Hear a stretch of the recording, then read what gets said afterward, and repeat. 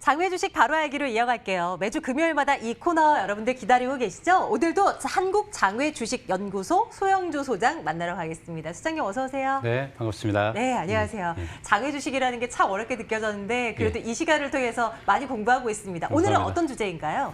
예, 오늘은 여러분들이 가장 궁금해하는 거, 즉 장외 주식에 입문한 사람들이 그렇습니다. 주식을 대체 어디 가서 사는 거야? 어디에 주식을 구할 수 있죠? 이런 질문을 합니다.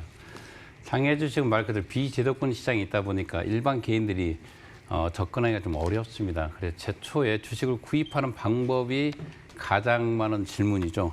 근데 우리나라 대한민국에서 장외 주식 거래할 수 있는 방법은 딱 두 가지가 있습니다. 제도권 시장에 있는 KOTC 시장과 개인 간의 사설 거래 시장이 존재하고 있습니다. 앞에 그 도표에 보시면 알겠지만 KOTC 거래 형태는 금융투자협회에서 운영하고 있죠. 우리 증권사, 여러분들이 지금 사용하고 있는 삼성증권이라든가 또는 대신증권 이런 곳에서 주식을 쉽게 구할 수 있는 게 KOTC 시장입니다. KOTC 시장에 있는 종목들은 기본적으로 한 135개가 존재하고 있습니다. 여러분도 똑같이 아침 9시에 출발해서 3시 30분까지 거래를 할 수가 있습니다. ATC에서 여러분들이 직접 매도와 매수를 할 수 있고 거래 방법은 다만 경쟁 매매가 아니라 상대 매매죠. 매도자와 매수자가 상대 매매를 한다는 것이고 기본적으로 가장 큰 이 장외 주식, 즉 비상장 주식이 성장하는 데 가장 큰 걸림돌이 바로 양도세입니다. 이 KOTC 시장에도 양도세가 통상적으로 한 20%가 존재합니다. 개인 간의 거래는 11.5%인데 이 양도세 문제가 근본적으로 해결되기 전까지는 아마 제약이 될 것 같습니다. 개인 간의 사설 거래 시장을 한번 보겠습니다. 보통 개인들 간에 만나서 직접 맨투맨 거래를 하는 겁니다. 이것도 상대 매매로 이루어지고 있습니다. 통상적으로 양도세는 20%가 부과되고 있고요. 이 거래 금액 형태로 봤을 때는 KOTC 제도권 시장은 약 1조 원에 불과하지만 개인 간의 사설 시장은 5조에서 6조까지 육박하고 있습니다. 대표적인 거래 종목으로 보시면 삼성 메디슨, 비보존이라든가 현대 아산이 KOTC에 존재하고 있으면 상장되어 있는 장외 주식 KOTC에 존재하고 있고요. 현대 엔지니어링이라든가 또는 크래프톤, LG CNS, 바디프렌드 이런 대형주들은 개인 간의 사설 시장에 존재하고 있다는 것입니다. 한번 세 분 하나씩 해서 한번 보겠습니다. KOTC의 거래 대금의 형태를 보면 매년 증가 속도를 보이고 있습니다. 2014년도에 출범을 했습니다. KOTC가. 금융투자협회가 뭡니까? 증권사 간의 연합체입니다. 사단법인입니다. 국가로부터 허가를 받았죠. 2014년에 출발한 시점부터 현재까지 보시면 거래 대금이 매년 급성장하고 이루고 있고요. 다만 135개 종목 중에서 5개 종목이 쏠리면서 좀 심하게 이루어지고 있습니다. 비보존이나 진호선, 메디프롬 이런 종목으로 거의 85% 가까이가 거래 대금이 쏠리고 있다니까 좋은 주식과 나쁜 주식 확연히 구분되는 시장이다. 이렇게 보시면 될 것 같습니다. 거래 대금도 보시면 2014년부터 꾸준히 증가해서 1조를 넘어서고 있습니다. 일 거래량도 거의 10억을 육박했고 넘어서고 있습니다.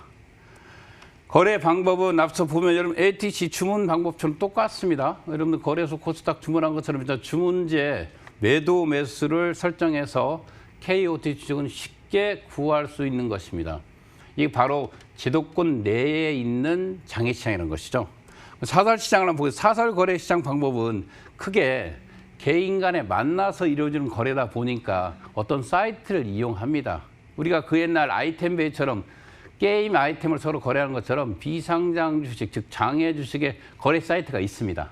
그게 대표적인 38이라든가 또는 피스타, 제이스타 또는 네이버를 통해서라도 개인을 찾죠. 그래서 이런 커뮤니티 중심에서 포털 커뮤니티 중심에서 개인 간의 매도자와 매수자를 찾아서 이루어지는 것인데 이 시장에서는 통상적으로 개인 간의 거래보다는 중개업체가 많이 끼어 있죠. 우리 대표적인 거래 사이트인 38 커뮤니케이션에 보시면 거의 90% 이상이 그 개인들이 써 올린 게 아니라 중개업체들이 써서 올립니다. 그래서 중개업체들에게 어떤 일정 부분의 수수료를 지급할 수 있다는 것도 알 필요가 있겠죠.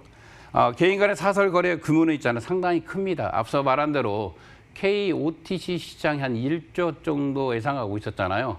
이 비상장, 사설거래 시장에 있는 시장이 한 5조에서 6조입니다. 그래서 한 그 5배 이상 큰 시장입니다. 이유는 간단합니다.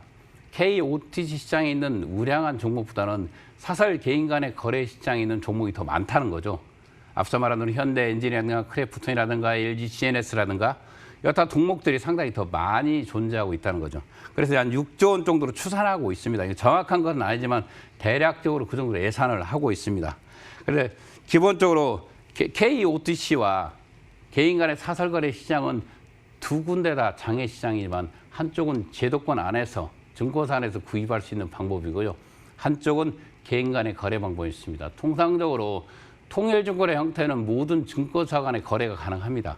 그러나 여기서 이제 미발행 주권 형태는 구입할 때는 반드시 매매장 간에 만나서 회사에 가서 권리의 명의를 바꾸는 일이기 때문에 절차적 방법에서 좀 어려움이 있겠지만 그러나 KOTC 시장이 지속적으로 종목을 확대하고 있습니다.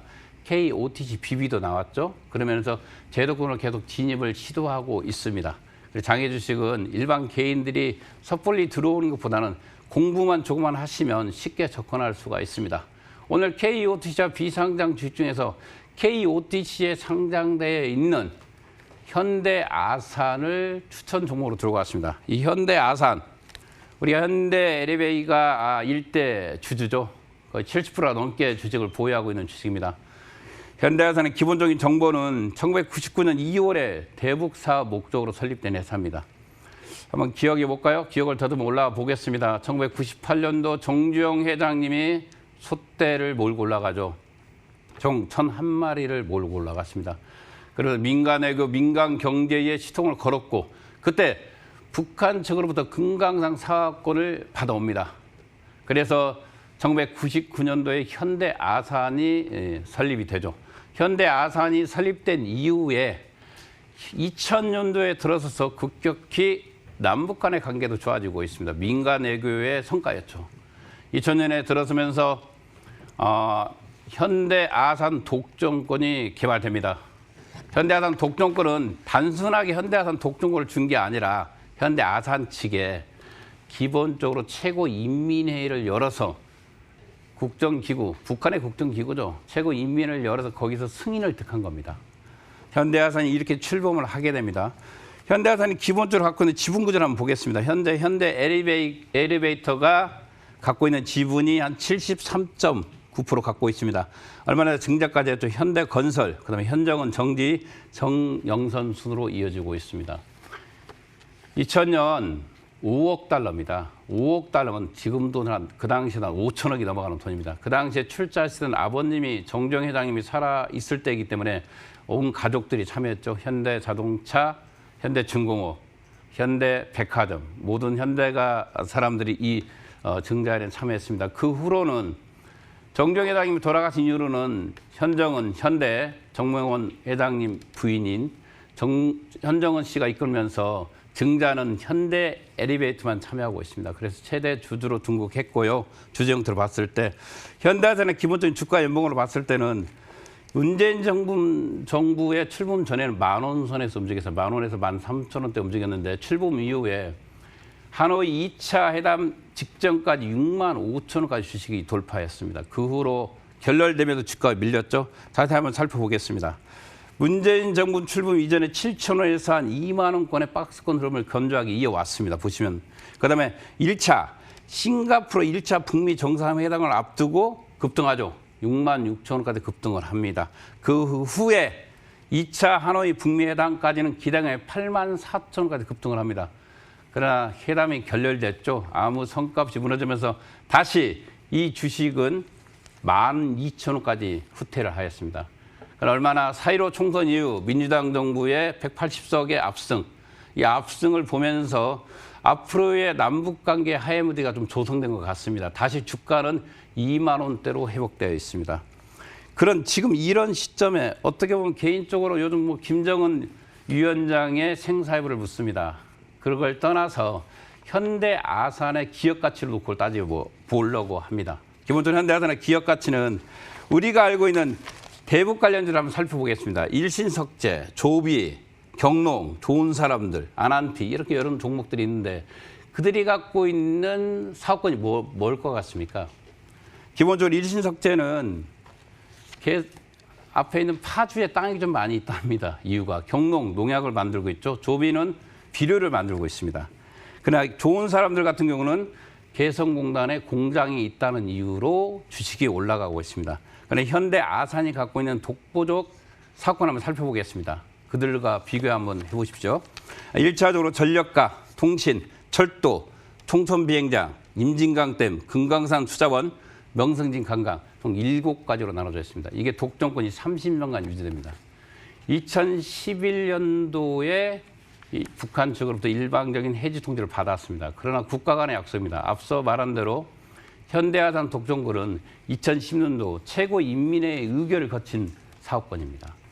기본적으로 세계 글로벌 경제에서 어떤 사업권을 일방적으로 해제하는 경우는 없습니다. 그래서 유효하다고 보겠고, 남북관계에 이 주식을 투자해야 되는 것은 남북관계입니다. 바로 민주당 정부의 출범을 보고 있습니다. 개인적으로요. 180석은 대단한 의석입니다. 기본적으로 자만하지는 않겠지만 어떤 식으로든지 문재인 정부나 클린턴 정부, 트럼프 정부는 북한에 하해 제스를 보낼 거라고 보고 있습니다. 투자 사유에 대해서는 기본적으로 아산 독점권 때문에 투자의 권유를 한번 생각해 보았습니다. 그다음에 기본적으로 최강의 투자난을 갖추고 있죠. 북한으로부터. 북한의 휴민트, 인간 대 인간이 아닌 휴민트에 대한 것을 누가 제일 잘할 것 같습니까? 현대그룹이 제일 잘할 거라고 알고 있습니다. 세 번째로 문재인 정부와 트럼프 정부의 평화적 대화를 천명하고 있습니다. 개별 감방까지 이어지고 있습니다. 4월 15일 총선 이후에 주가가 10,000원대 있었습니다. 그러나 총선 이후에 급격히 상승해서 2만 원까지 올라와 있습니다. 현재 김정은 위원장의 생사 여부에 불안정한 시장에서 2만 원대를 버티고 있습니다. 기본적으로 향후 남북관계를 생각해 보겠습니다. 여러분들 대립관계로 갈 것 같습니까? 북한이 한국에 미사일을 쏘고 한국은 북한에 압력을 가할 것 같습니까? 전 그렇지 않다고 생각하고 있습니다. 개인적인 생각입니다. 기본적으로 하해 무도로 갈 거라고 보고 있습니다. 남과 북은 기본적으로 하나입니다. 하나이고 지금 반도국가의 서름을 우리가 느끼고 있습니다. 제 차를 타고 런던에 갈 수 없고 가까운 중국에 갈 수 없습니다. 반도로 쪼개져 있죠. 만약에 제 차를 이용해서 북한을 거쳐서 중국과 러시아를 거쳐 유럽까지 간다면 바로 그게 경제적 통일입니다. 1차적으로 경제적 통일을 이루기 위해서 문재인 정부는 노력할 것이고 우리가 앞으로 나아갈 방향이라고 보고 있습니다.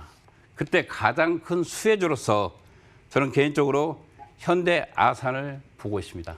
여러분들도 심도 깊게 상계 주식에서 공부해 주시기 바랍니다. 감사합니다.